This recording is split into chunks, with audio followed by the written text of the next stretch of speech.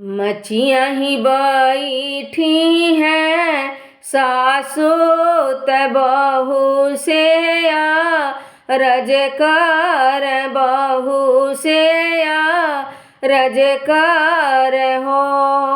बहुअरी कवन कवन फल खैलो होरिल बड़ा सुंदर हो। बहुअरी कवन कवन फल खैलो होरिल बड़ा सुंदर हो। अमवा जे खैली वदिया तई मिली पसियान हो।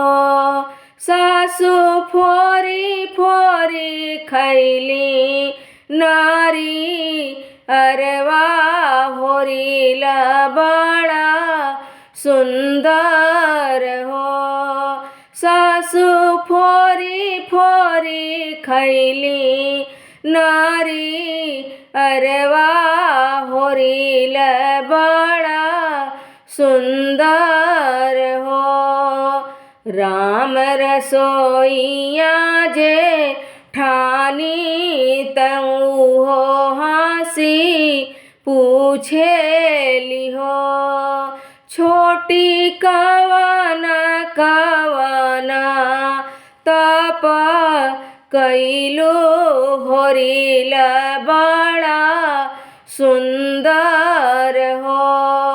छोटी कवन कवन व्रत कैलो होरिल बड़ा सुंदर हो।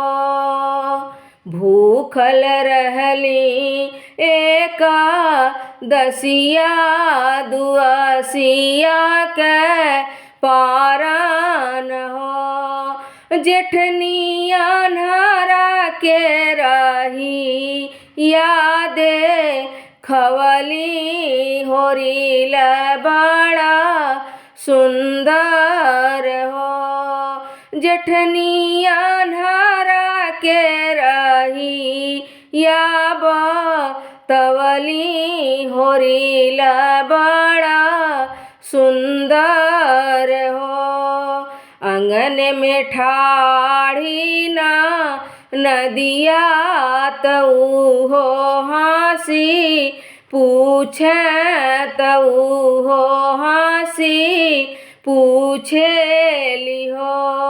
भाभी कवन छायल चिता लवलू होरिल बड़ा सुंदर हो।